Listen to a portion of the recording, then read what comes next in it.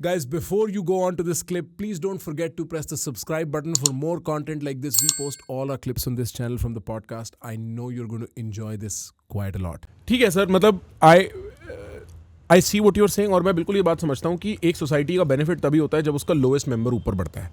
But एक global competitive scale पे, क्योंकि हम इससे इमीडिएटली पहले we were talking about education system, Harvard etcetera, कहीं ना कहीं आपको ऐसा नहीं लगता कि वो कमी इंडिया में है कि मेरे बच्चे स्पेसिफिकली इंडिया में हार्वर्ड अटेंड करें to have a university as good? ये भी बदल रहा है. अब आपने, मुझे पता नहीं, पुणे में एक फ्लेम यूनिवर्सिटी है, उसके बारे में सुना है? नाम तो सुना है मैंने. आप उस पर जरूर रिसर्च करिए.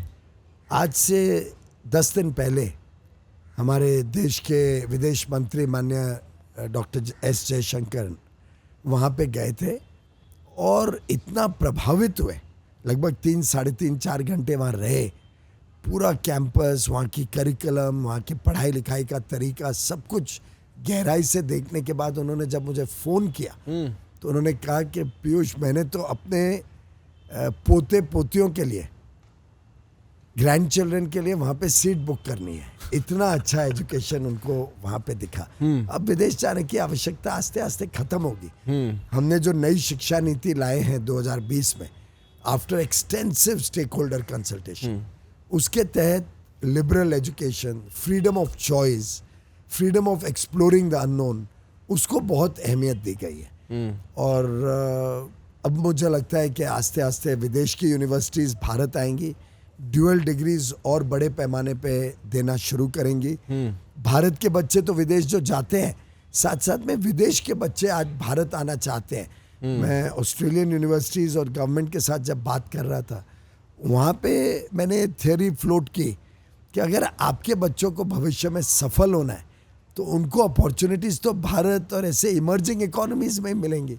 तो उनको अगर आप 6 महीने, साल, 2 साल भारत में पढ़ाई के लिए भेजेंगे तो तैयार होंगे भारत को समझने के लिए, तैयार होंगे इस अपॉर्चुनिटी का भाग बनने के लिए. और उनको बात काफ़ी जची. और ऑस्ट्रेलियन यूनिवर्सिटीज़, डीकन यूनिवर्सिटी तो ऑलरेडी आ भी गई है भारत में, और यूनिवर्सिटीज़ अब पीछे सोच रही है भारत आके अपना कैंपस बनाने के लिए. मेरे को भी ऐसा लगता है कि it should be a natural home. मतलब ईस्ट में China is an unfriendly state for everybody else है. India should be a natural home to this kind of business and this kind of universities and such. इसके लिए पहले सरकारों ने कभी इस दिशा में सोचा ही नहीं. मोदी जी की सरकार 2014 में आने के पहले मुझे लगता है कि इसको ध्यान ही नहीं आया कि कभी विदेश की यूनिवर्सिटीज़ भी भारत में आ सकती हैं. और उसके लिए कैसा इकोसिस्टम डेवलप करना है, उनको क्या फ्रीडम्स लगेंगी, उनको क्या पॉलिसीज़ की आवश्यकता है.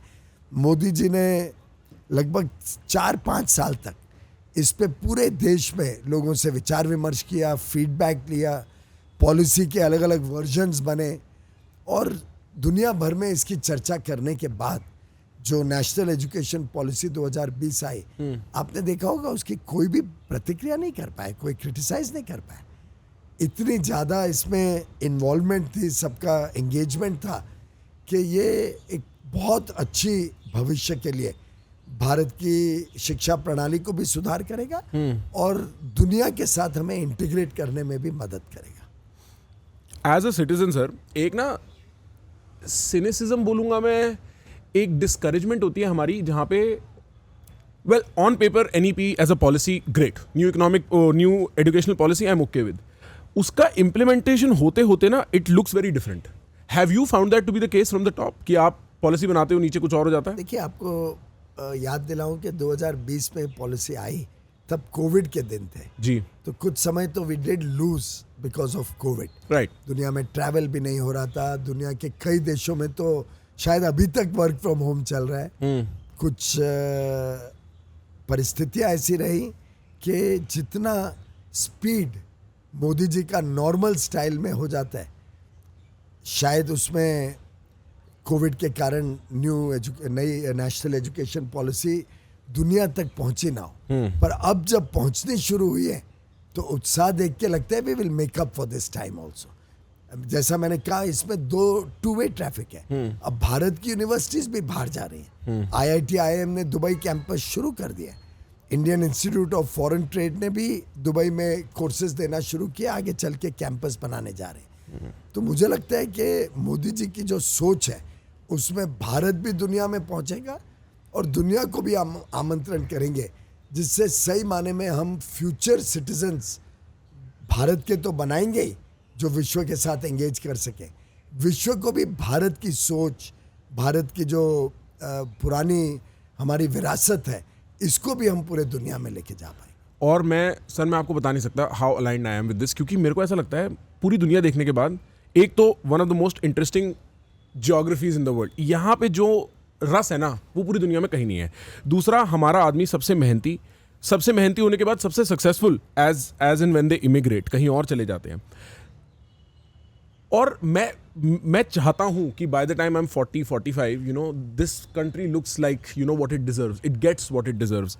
एंड आई वंडर कि हमें पता नहीं लगता है सिटीजन्स की what is the obstacle, we are never quite sure कि ऐसा क्या हो जाता है। And I am not saying this, ये एक पॉलिटिकल स्टेटमेंट नहीं है पिछले 10 साल की, मैं ये पिछले 30 साल, that's my age, for the last 30 years we don't know what is missing.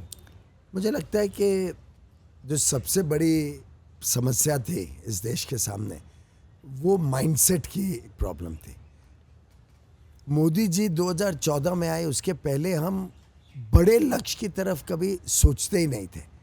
उदाहरण देता हूं कि प्रधानमंत्री मोदी जी ने तय किया कि देश में कोई व्यक्ति नहीं रहेगा जिसका अपना पक्का घर, अच्छा घर ना हो, जिसमें पानी भी आए, डिजिटल कनेक्टिविटी भी हो, बिजली भी हो, कुकिंग गैस कनेक्शन हो, 2 कमरे हो, किचन हो, शौचालय हो, एक अच्छा घर देश के हर परिवार को देना है।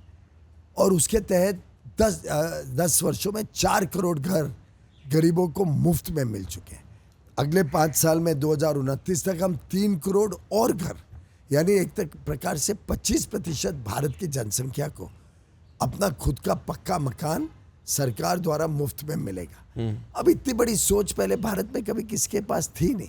वो आवास देने की बात करते थे तो कुछ हजारों या लाखों तक ही सीमित रह जाते थे। आयुष्मान भारत, 55 करोड़ लोगों को मुफ्त में इलाज देना, 5 लाख रुपए तक का हर परिवार को इलाज मिलना, और अब तो 70 वर्ष से अधिक आयु के जितने हमारे वृद्ध बुजुर्ग हैं, उन सभी को इसमें कवर कर लिया गया है, इनकम कुछ भी होने के बावजूद। क्योंकि कई बार तो ये भी देखा कि हाई इनकम फैमिलीज में भी बुजुर्गों की इतनी चिंता नहीं करी जाती थी।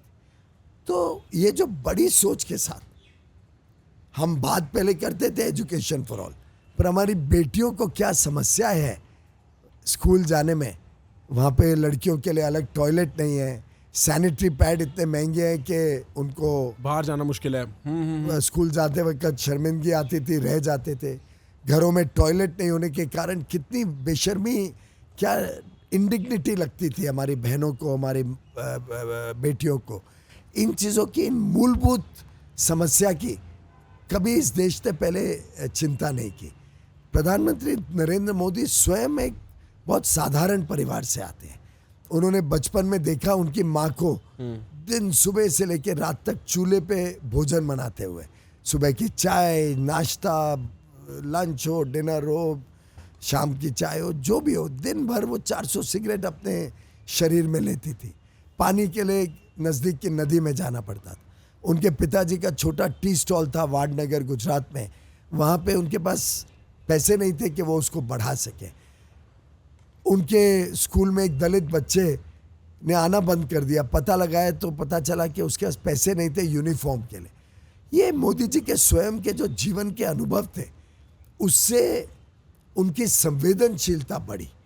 और पहले गुजरात में जब 13 वर्ष तक वो मुख्यमंत्री थे, और फिर अब 10.5 वर्ष से केंद्र में प्रधानमंत्री के नाते मोदी जी ने जो अपने जीवन के सभी अनुभव थे और जो संवेदनशीलता उनमें है, उसके कारण ये जो बड़े बड़े कार्यक्रम लिए, सफलता से उसको लोगों तक पहुंचाया, जमीनी स्तर तक पहुंचाया, उसी के कारण आज पूरी दुनिया में उनकी इतनी लोकप्रियता है।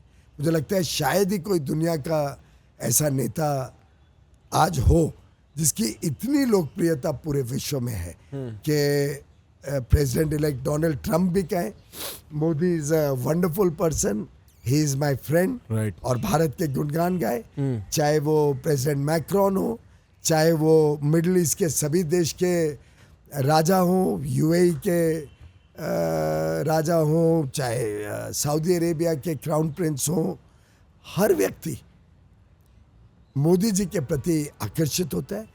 भारत के 140 करोड़ लोगों की ताकत और उसके उभरते हुए शक्ति को मोदी जी के नेतृत्व में देखता है और उनको सबको दिखता है कि आगे आने वाले दिनों में जो बड़ा विजन लेके भारत को एक विकसित देश बनाने का संकल्प लेके मोदी जी निकले हैं 2047 तक, कि 100 वर्ष भारत जब मनाए आज़ादी के, तब एक समृद्ध देश हो, एक विकसित देश हो, प्रॉस्परस एंड डेवलप्ड इंडिया।